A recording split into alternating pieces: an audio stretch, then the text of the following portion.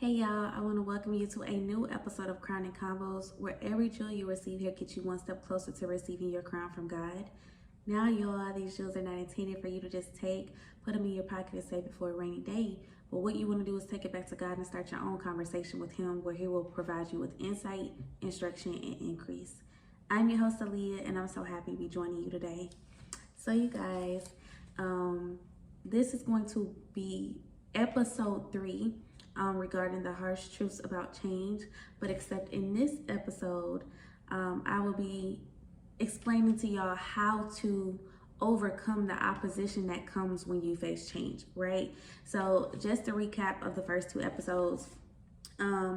This series, I guess, stems from a conversation that I had with a friend who was seeking change in a specific area, and the change came, but it was in a way that he didn't necessarily approve of or expect, and it left him feeling like, oh, the whole thing just got switched up. If you need more information about what I'm saying, please go watch the first episode. It's called The Harsh Truths About Change. But so from there, I was ministering to him. God gave me a message to minister to him, and then after that, God continued pouring into me about it, and called me away from my hiatus and told me to come back and get this message out. So that's what I'm doing. So the first episode, I gave y'all 4 harsh truths about change. Change doesn't always benefit you initially. Change may not include you at all. And in that one, I'm saying there are many times we seek change in somebody, especially in our relationships, that we seek change. I wish this person would change. I wish they'll do X, Y, Z. And then 5 years down the line, we see them doing the exact things that we asked for. We see them doing it with somebody else. Well, they changed. It just did not include you, right? So you got what you wanted. You just don't benefit from it. The third one was sometimes change isn't about you at all, but the people attached to you. And the fourth one is sometimes it's you that needs to change, not the person or the environment. And from here, it's kind of like a lot of times we are in cities or states that we don't like. They just got crazy stuff going on, and we're like, oh, I need to move. I need to hurry up and get from here. Or we're working in a place where we just don't like the people, or we don't like how they move, and oh, I just need to leave. I need to find me a new job. No, sometimes you just need to change how you are perceiving where you are at, because if you are there, it's probably where God wants you. And so your frustration does not move him to move you up out of there, right? So sometimes you got to learn how to deal with the situation. In the second episode, I gave y'all 6 harsh truths about change. Change sometimes requires separation and isolation. Change is an ongoing journey. It is not overnight. Change doesn't have to be drastic. It can be something really small and minor. For this, it's kind of like sometimes we look for God to move, and we're looking for a big move, a big miracle, something that is mind-blowing, that makes the floor shake. And he can do something that is so small, and if we keep our mind focused on this big thing, we're going to miss everything what God is doing, right? So we have to be open-minded when we're asking God to change something in our lives or change us. We have to be open-minded that change is not always going to be something gigantic. It can be something really small. Change is scary. Change sometimes includes a battle. And the last one was change looks different for everyone and in different environments. For this, it's kind of like God may cause for a certain change in my life, and you don't want to expect that same change in your life, right? Because he can move completely different.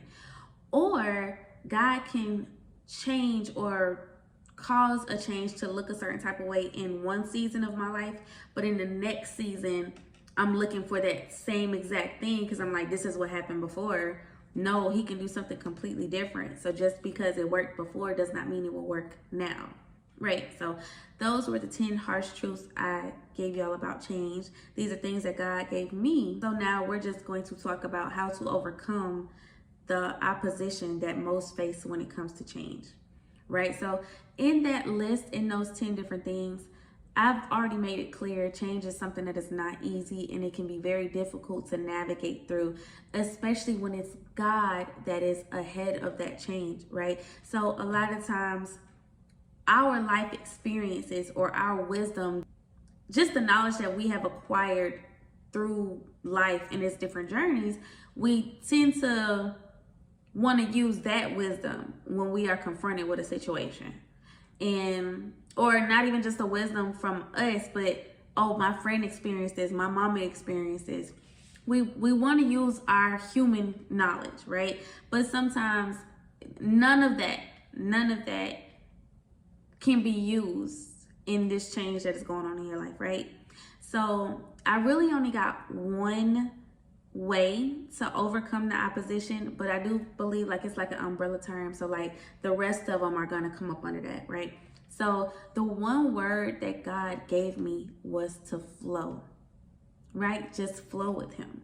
If you feel like it is God that is leading this change in your life, if you have been seeking God for any type of change and your life is changing, but in an unexpected way, and you feel like this is God, this is what I need you to do. Now, if you don't feel like it's God and you just feel like the devil just moving and the enemy is just coming after you, I can't really help you with that, right? And I say that because anything that happens in my life, any move that is made, I'm always going to credit God. Whether it's good, whether it's bad, I'm going to credit God because the good things I already know he's blessing me. But the bad things, he's clearly trying to show me something out of this bad thing, out of this life-changing event that is going on, right? Romans 8:28, God will use everything according to purpose. Everything. Nothing is wasted. No experience is wasted. No piece of wisdom is wasted. Anything that you go through, he can use it, good or bad. So, I missed my train of thought because I was about to say something. So, sorry. An example that I want to give y'all is like when my house had flooded. So if y'all remember back in November, or I think I announced it in December, I experienced a ruptured pipe in one of my bathrooms in my house, and it flooded my whole house, upper and lower levels. And so the reason why I did not credit the devil for that was because for a month before this, so like the month of October, I was experiencing spiritual warfare, but I didn't understand it. And a lot of the time I miss that I'm experiencing warfare, right? So I wasn't sleeping. I was having to take Benadryl to go to sleep. If I did not take Benadryl to go to sleep, I was sleeping only 3 hours a night. And this was ongoing for the whole month of October.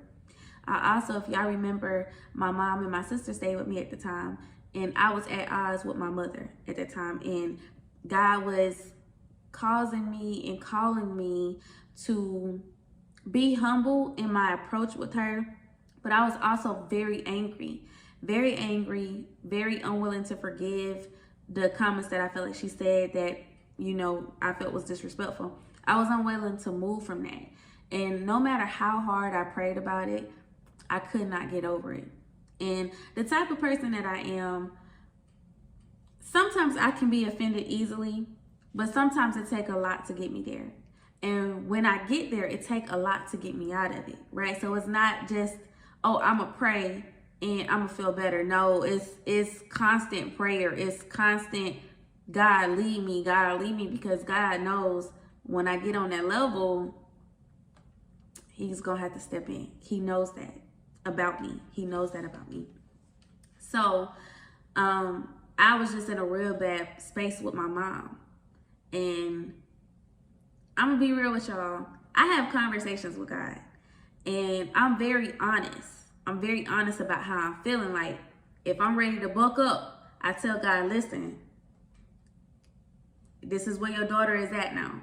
And I remember at this time, God was calling me to be the light. He was like, I need you to be the light in the darkness. I need you to continue being positive, even though you are hurting, even though this is bothering you, even though this situation ain't right, and you know she ain't right, and I know she ain't right. I need you to keep being the light in the darkness. And I'm telling God, listen, I hear you, but I really want to be dark right now. Like, I'm not feeling that being light in the darkness type thing. I'm trying to be dark real quick. So, and I couldn't budge from it, y'all. My pride was on me heavy. So, I wasn't sleeping. So the night that the flood happened, the flood happened early morning, November 16th. My mom and my sister ended up having to move out that night. Now, I was actually supposed to move out as well, but I wasn't moving out. I came back to my house. Even though they had the big old dryers up, the vacuums that was making all the noise, and it was so hot in my house, y'all. But I came back to my house.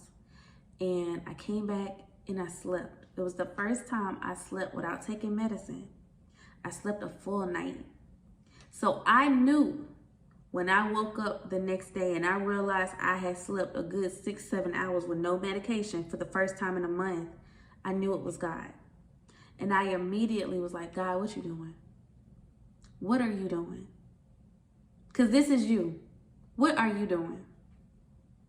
And if y'all remember, then I told y'all, he led me to Ezekiel chapter 36, verses 3 through 21, letting me know, like, he's about to rebuild the ruins. He's going to increase me. He's going to increase the people in my house. Not talking about my mom and my sister, but, you know, God is preparing me for certain things, and God is letting me know that he is increasing me. He's about to rebuild everything that was just torn down, right? It was like a reset. So I never credited the enemy for that. You don't get credit for nothing in my life, good or bad. You don't get credit. When I get sick, I don't say the enemy is bothering me and the enemy trying to mess me up. I say, God must want me to rest because I'm doing too much moving around. So this is a rest thing for me. God just wants me to sit down and rest. I don't credit the enemy for anything. I say all that to say, when you are affected by any change that's going on in your life, seek God, whatever it is, good or bad. Seek him and lean on him so he can let you know what's going on, so he can reveal secret things to you. God will let y'all know what's going on in y'all's lives. He may not give you, this is going to happen, then this, then this, then this. He may not give you a step-by-step, but he's going to give you the end goal of what it is that's about to take place in your life. Right? Sit still and lean on God for that. Don't lean on your own understanding, which leads me to the verse Proverbs 3, chapter 5, verse 6. So verse 5 says, trust in the Lord with all your heart and do not rely on your own understanding. In all your ways know him and he will make your path straight. I'm going to read on to verse 7. Don't be wise in your own eyes. Fear the Lord and turn away from evil. Right? So don't lean on your own knowledge, your own wisdom, your own life experiences to lead you in this season of transition. Because that's what that change is. God is about to transition you somewhere else. And it's only going to be better. And you got to know that if God is changing and transitioning anything in your life, provision is there. You don't got to worry about provision. The equipment, the tools, the wisdom that you need is there when you get there. The divine destiny helpers, they're there when you get there. You don't have to worry about anything. You just got to do and move as God tells you to. That's all you have to do. Right? And one of the things that I try to get myself to understand is God is doing all the hard work. What he tells us to do got to be the easiest thing. The instructions that he gives us is the easiest things. God is doing all the heavy lifting. He's the one moving stuff around, moving people around. He's the one doing that. We don't have to do that. We just have to be in position and be ready to be obedient when he tells us to move. So up under this word, this one instruction, flow, I got 3 different things for y'all. The first one is don't be afraid. Know that God is with you and you are not journeying alone. For this, God led me to Isaiah chapter 41, verse 10. Verse 10 says, do not fear, for I am with you. Do not be afraid, for I am your God. I will strengthen you. I will help you. I will hold on to you with my righteous right hand. Y'all, there are so many different scriptures in the Bible where God is telling people, do not be afraid. I am with you. Do not be scared. I am with you. That's one of the key things in learning how to flow with God as he moves. You gotta know that if this is God moving in your life, you gotta know he does not intend for you to be harmed unnecessarily. unnecessarily, right? Because a lot of the things that we go through, God is breaking things off of us. He is breaking us down. He is gracefully breaking us. So yeah, we're harmed. Yeah, when God removes certain traits, certain behaviors, certain boundaries, certain things that we have on us that cannot go where He has taken us, yeah, it hurts because it's not comfortable, right? But He never intends for us to be harmed unnecessarily. Meaning the things that we experience in our time of change and transition, God is only building us up. He breaks us down to build us up. He breaks you down to build you up into the woman, into the man, into whatever it is that He is building you into. That's what He's doing.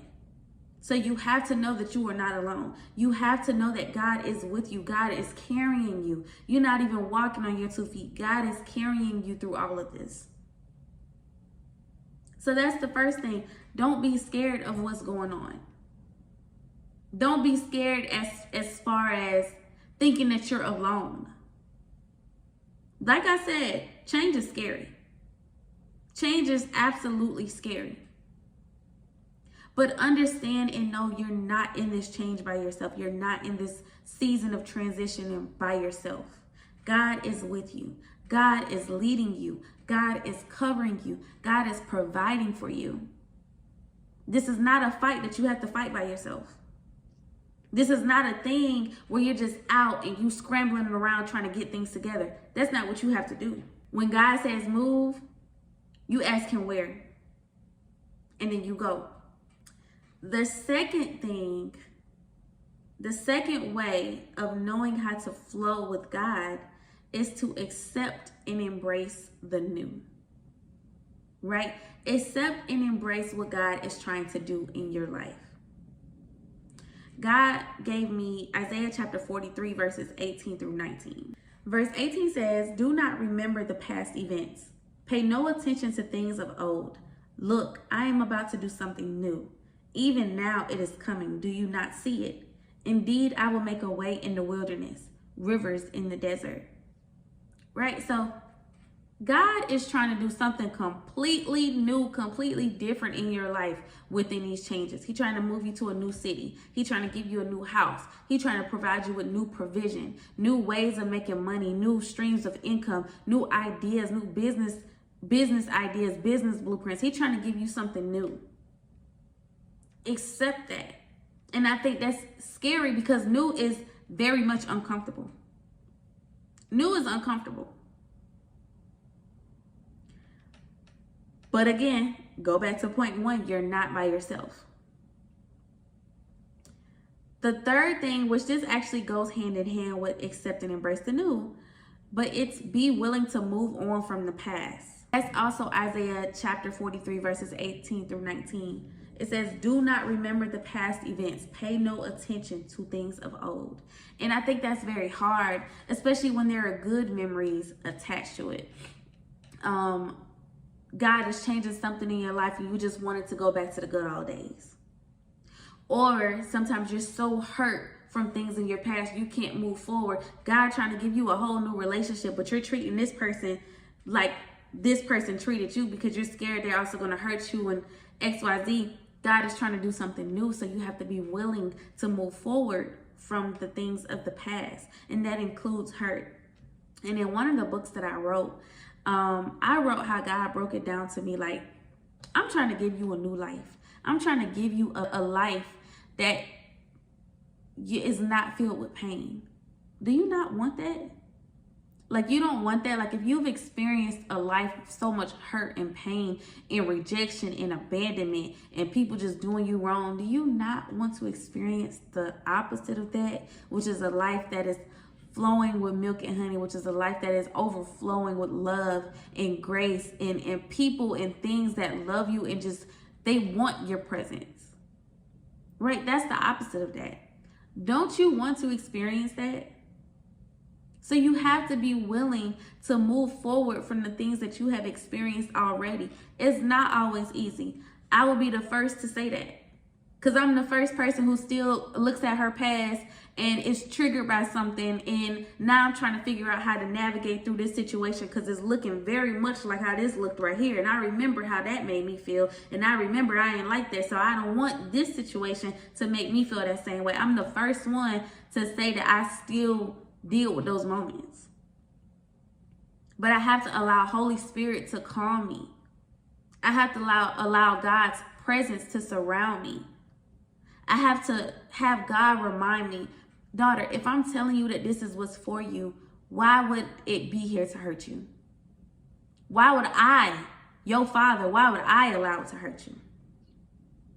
Is it my sole job to protect you? You think I want your life to be filled with pain? You think I want to continue the cycle of pain in your life, daughter? Do you not feel like I value you more than that? Right? So it's not easy. It's not easy, but it's doable. When you learn how to flow with God, just let go, surrender, be flexible, be able to pivot.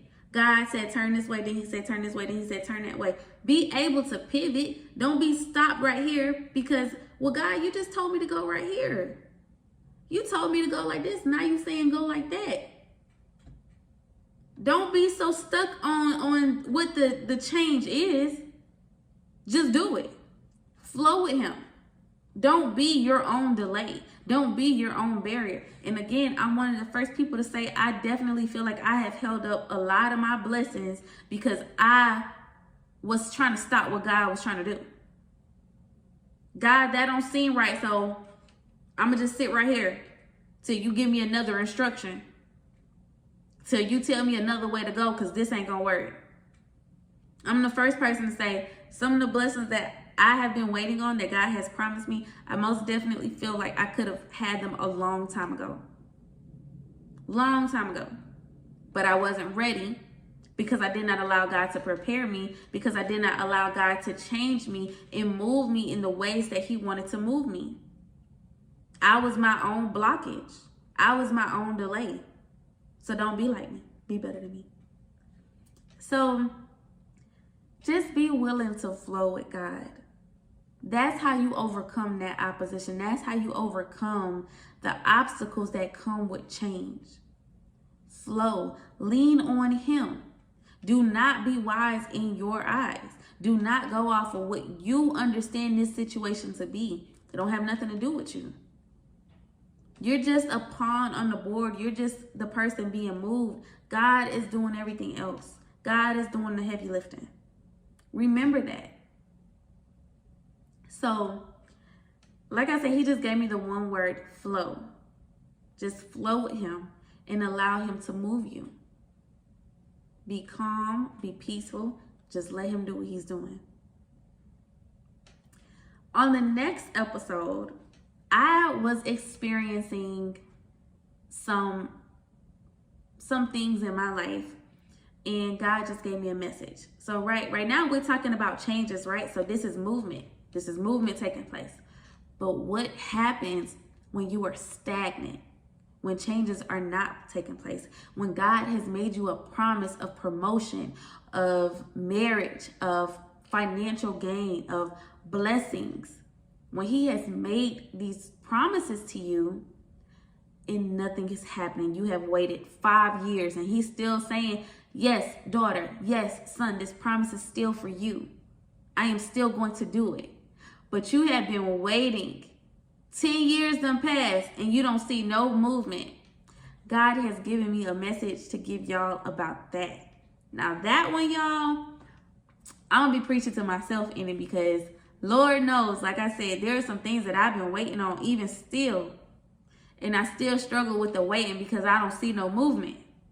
Right? So I'm going to be walking with y'all alongside that. These are tips that I'm going to have to watch and rewatch and really write in my heart to do, to learn from. Right? So I'm definitely excited about that. I want that episode to be posted next week, but I don't know. It just depends on how God continues pouring into me about it. So we will see. But again, y'all, I do want to thank y'all for tuning in. I appreciate y'all. Please feel free to leave comments if you want to.